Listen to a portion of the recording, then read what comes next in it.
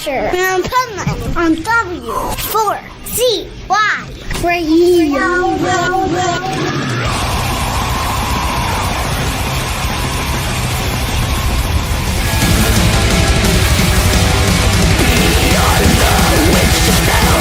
Accusations of black magic, demons arise from hell. Satan's mirrored gates to fear.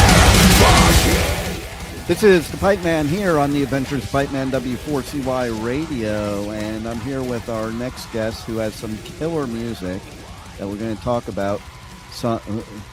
After my own heart, some of the genres that their influences are. So let's welcome to the show, Gravewitch. How are you? We're doing great, man. Thanks for having us. We're stoked to be talking to you. Oh, stoked to have you here. And I got to say, I never talk really about band names, but what I do want to say is, how the hell did you get that name? Because that is a cool-ass name, and it's so hard to get names these days for bands. You know? Well, we started a band back when we were in high school. We were sophomores in high school, and what I did is I made two columns on a sheet of paper with just a bunch of different words. And I decided to take one word from this column and one from that column and just match them up together. And it ended up with grave and witch. And once we found that, we're like, hey, that's the name. I'm just surprised nobody took it before you. Same here, seriously. I'm from the original thrash and death and black metal days, and that name should have came up then. I don't even know how it didn't. Yeah, for sure. It's perfect. And so I want to know for both of you, what was that moment in time that really this type of music grabbed you and grabbed your soul and said, this is what I need to do? Oh man, that would probably be around the time Chris showed me Metallica, Slayer, the Big Four, and then shortly after that, it would be really have grabbed our souls and be like, this is what we need to do. When we discovered bands like Testament, Kreator, Sodom, etc. There's a huge list. It just keeps going. Yeah, it was more so we got into the more extreme heavier metal after listening to the Big Fours when we decided that we wanted to be in a band and play extreme metal. So nice. I always love seeing how bands or people throughout time since the beginning of the whole thrash, death, and black metal scene, how they became into that music. Like for us, I was at Slayer and Metallica's first show ever. So I was there before thrash was even a word, and I'm a total thrash metalhead. But we needed something before that led us to that. So, it started with me stealing my brother's albums that was 11 years older than me, all the 60s and the hippie crap, and then which I like still to this day. And then it went from that to the British invasion, like the Maidens and the Priests and stuff that. Definitely. And then you got bands like, Metallica and Slayer. And it just blows my mind that these genres are this big today, because there were a handful of us, and we didn't want anybody else liking our music either. The 80s was the master of gatekeeping. You couldn't even, I liked punk music, but because I had long hair, I couldn't go to punk shows because you got your ass beat. It was stupid. That's crazy.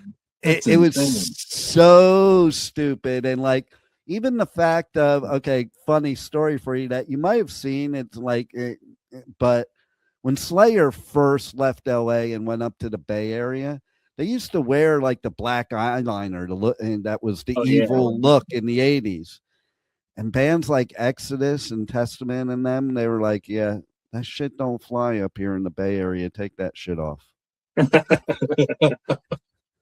So it's so funny. That's how it was. And then I go and I do coverage at festivals nowadays, and it's we can all be one big family, which is what we should have been to begin with. All metalheads, all rockers, all punkers. We're all of the same cloth. So I love bands like you that are uniting us all together too, because you're even blending genres that we might not have blended back then, because they were so separate and so new. And, it's like, no, it can only be black metal. No, it can only be death metal. No, it can only be thrash, until the whole crossover thing. Yeah, definitely. So how you guys feel about that? Like that you're in this age now where like you can just play whatever the fuck you want. Yeah, pretty much. There's no filter. It's awesome. There's nobody telling us what to do, what not to do. We have total freedom writing whatever we want, and it's awesome.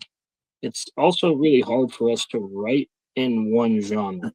We have so many different influences of metal that we like and why we like to play that we don't like to be monotonous, We like to change it up and add things here and there and try to make something a little different than maybe what people have heard before, to the best of our ability. Yeah, we're not trying to be that typical Blackened Thrash Metal band, you know what I mean? Right.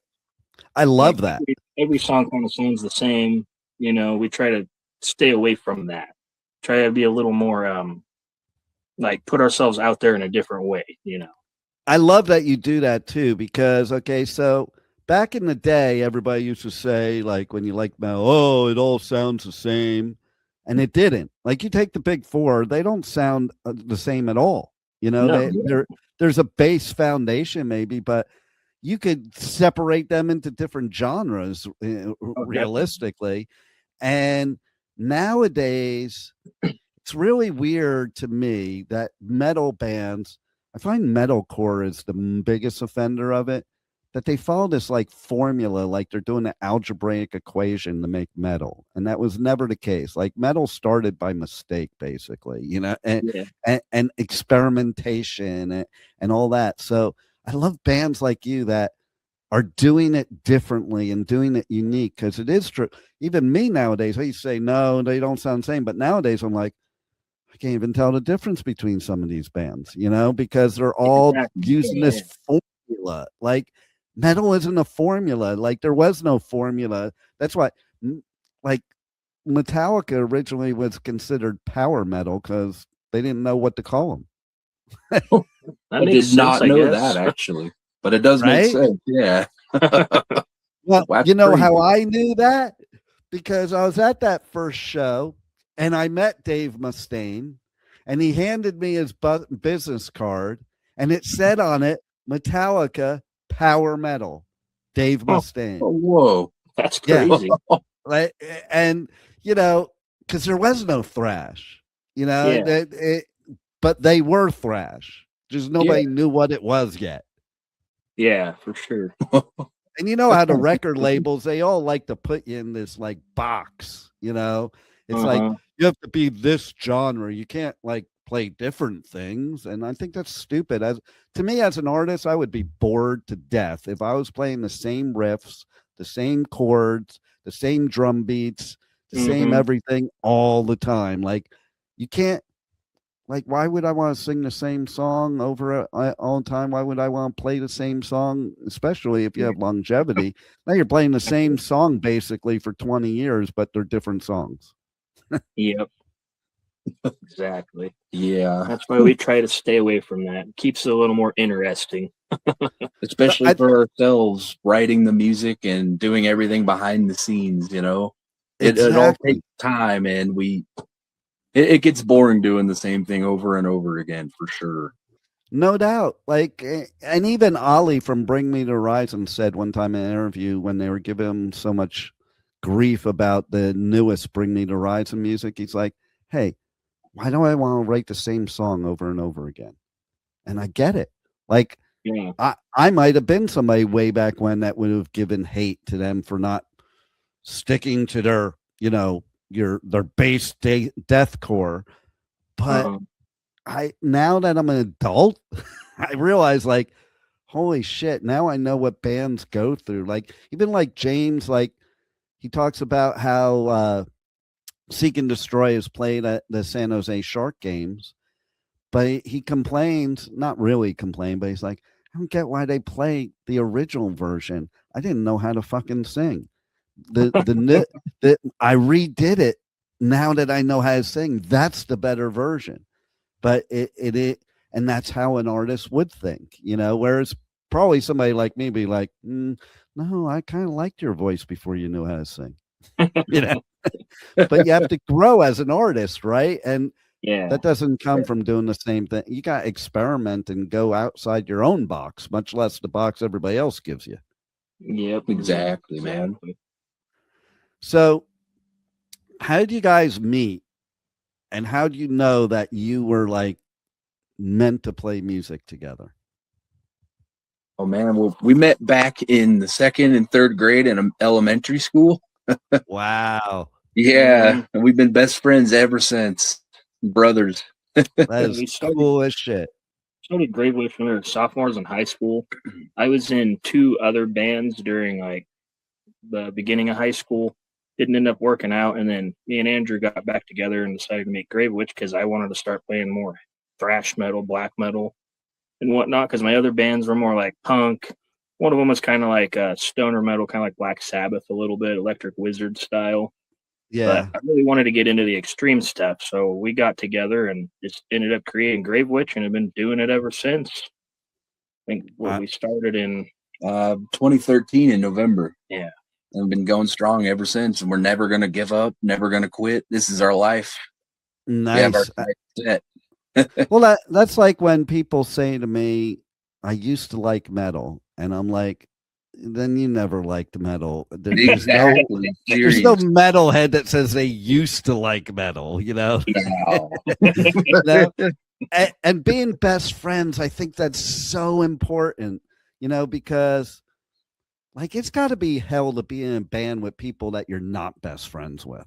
Like even that you're friends with, there's friends I have that I can only tolerate in certain doses, like, so being on a bus together and wanting to kill each other, I don't think would be good. You have to be best friends.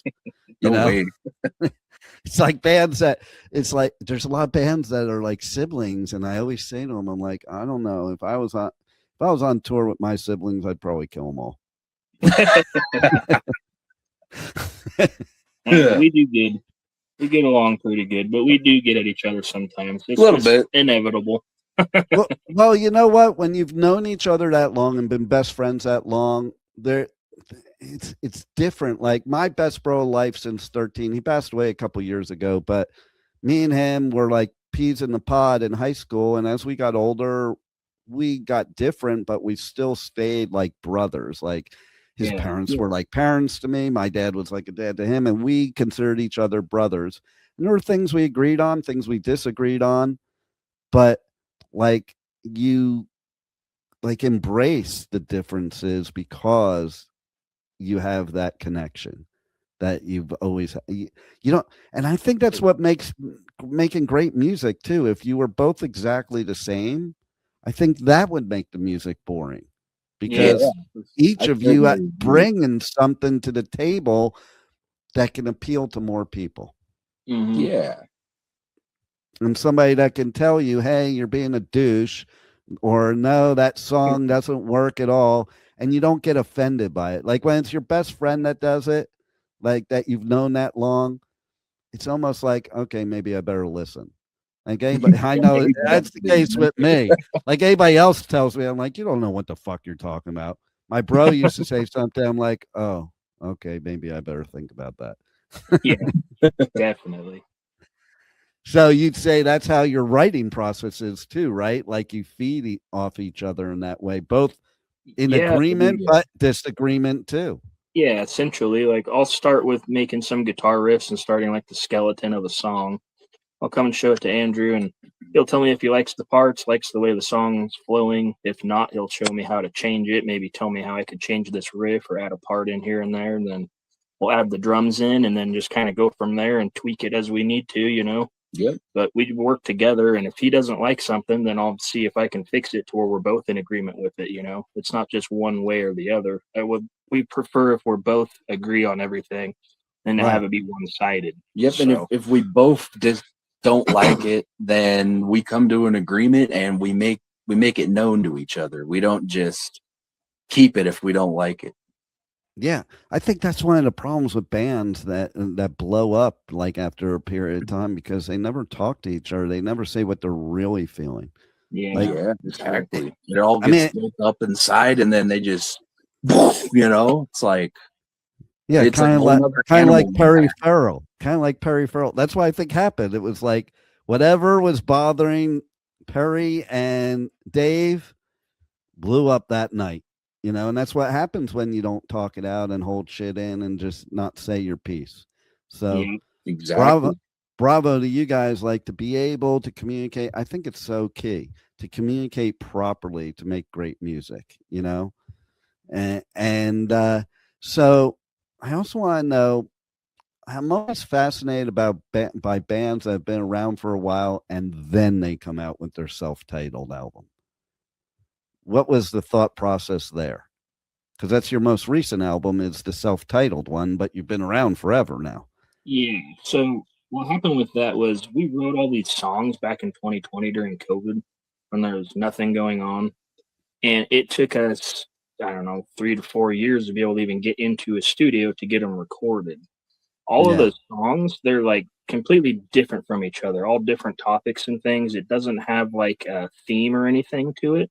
So when we were recording the album and putting everything together, trying to find a name for the album, nothing seemed to fit because every song is different. Yeah, we really struggled with that. There wasn't an overarching theme for anything of it. They're just all So it's different. just Gravewitch. Exactly. So that's why we call it Gravewitch, because it's pretty much just showcasing our style in a bunch of different songs. So that's why we decided to go with that. It's interesting too. Like I said during that whole COVID thing, if you're going to take one good thing out of COVID for music, is that it gave artists like you guys and everybody else the chance to jump off the hamster wheel and just create without all the noise, Definitely. and I definitely felt like some of the best music that'll ever come is coming out of that time. And your album is a perfect example of that because like as an old school metalhead from the beginning of all this stuff, you guys with this album and the music on it could fit in the 80s no problem. And that's Awesome. that's a big compliment That's because huge. Thank you. Yeah, Wow. you definitely you have it down, and I think what it is like that's what was cool about COVID. You had the time to stop and just get creative again.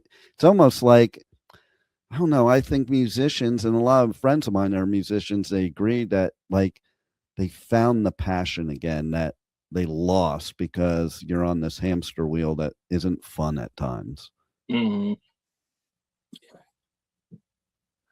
So tell everybody how they reach out to you guys on socials, on the web, how they get your albums, how they get your merch, check out when you're going to be playing places, all that great stuff.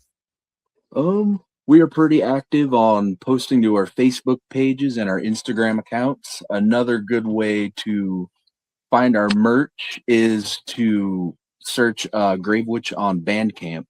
We have our merch up there. Soon we will be updating it and putting more of our shirts on there. And we'll be updating shipping information and everything else. For our music, you can stream us on Spotify, YouTube, Amazon Music, Pandora, anywhere.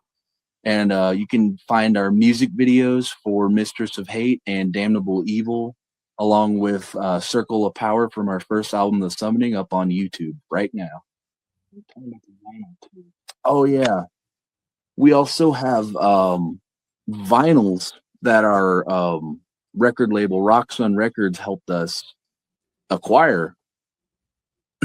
And physical copies will be available at our merch table, and soon we will also be getting them up on Bandcamp as well. We just need to go in and figure out the shipping info. I love it. It's so wild to me how vinyl is so big now.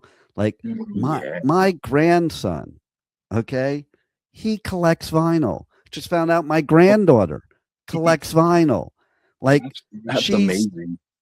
They're both like, you would think they wouldn't want vinyl at all, and because they're both growing up in this age I was actually in shock because I took my granddaughter to get a vinyl album at the store recently, It was $36. I was like, holy crap, $36 for vinyl. I'm like, I told her, I'm like, you could come to my house and I got stacks of vinyl, some that's not even open, that you can see the price tag on it, where it was like $2.99. Wow, man. Like, I could imagine when I was a teenager buying vinyl for $36. It was enough to scrape together whatever I needed to scrape together to get even a demo tape. Yeah, for sure. You know. But man, it is kind of cool. I have this one vinyl of a band I interviewed at a festival recently. Like, what they do with the vinyl is so amazing. It has like their blood actually in the vinyl. Wow. Whoa, That's Like, that is sweet. so like it's kind of wild what's going on nowadays. But you like the fact that my grandkids are collecting vinyl, that just says a lot to me. And it says to me that maybe, just maybe, music is making a comeback, opposed to the let me listen to 10 seconds and move on to the next track. yeah. Yeah. You know, like, we like to listen to the full album usually, especially if it's a good one. That front to back, hell yeah. oh, no doubt, no doubt. And like, I even get into times now where like something's going on where I'll just go through the whole catalog of one band from the first album to the last and just listen straight through all of them. You know, it's like there's some anniversary. Oh, well, then I better listen to all the albums, you know. Especially like musicians that passed away, you know, it's like you gotta do that. Right. And like, listen, part of the experience that I think kids are missing today, that maybe now they're getting back because of this resurgence, is I remember sitting on my balcony. I'd buy an album. I would put the headphones on. I would look at all the artwork. I'd read all the lyrics. Like, I would just totally immerse in it. And the thought of even changing a track didn't even occur to me because I was in there for the whole thing. Like, imagine listening to Dark Side of the Moon, only a track, or, you know, a couple seconds and then skipping to another song. Yeah, that doesn't do you any justice. Right. And so, you know, I mean, I think all of the art is a super immersive experience. And especially nowadays when we have so much bullshit going on, we need the escape of music. And that's what happens with an album. You escape in the album, and who cares about anything else? Yeah, that's more important now than ever. Seriously. No doubt. So thankful for bands like you that are putting out albums where we could do that. And especially like your namesake album. I mean, the fact that it's got so many different types of songs on it makes me want to listen to the whole album, because you don't know what's coming next. Yeah, for sure. That's Hell cool. yeah. So any final words, things you want to say to anybody that we haven't covered already that they need to know that's going on with you guys in 2026?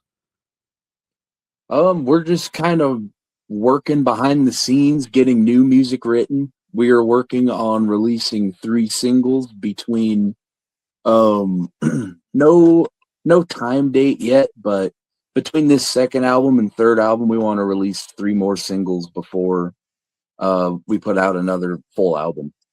Nice. Cool. Been writing a lot of music. We have about, besides the 3 singles, I think we have 6 or 7 songs for a third album so far. Probably write 4 or 5 more maybe, and try to hit the studio and get it out within another year or so if possible. So very cool. Well, you guys rock, and thanks for making us such great music, and thanks for being on the Adventures of Pipeman. It is a pleasure, man. Thank you for having us. It has been a pleasure to talk to you, man. I love hearing that, because I think as if I were the musician, you know, getting interviewed. And sometimes, like when I do the festivals, I'll listen to some of the other people. I'm like, oh my God, I would be like shooting myself right now if I was the artist. Like, you got to make it fun and interesting. Like, you guys are artists. It's this is the business side of it. Don't make it the business way. You know, it's like, have fun with it. Be creative. Exactly. Let it take a life of its own. That's my viewpoint, you know? Yeah. And then that's when you find out the gold. That's when you find, and that's when the band is into it. Like nothing would kill me worse than if I saw in the eyes of the band while I'm interviewing that they're just not into it. Like, this is supposed to be fun for all of us. That's what music's about. And that's what you guys are about. So I love it. Hell yeah, man. Dude, thank you so much. My pleasure. You guys rock. Take it easy. You too, man. Take care. Have a happy new year. You too. Thank you for listening to the Adventures of Pipeman on W4CY Radio.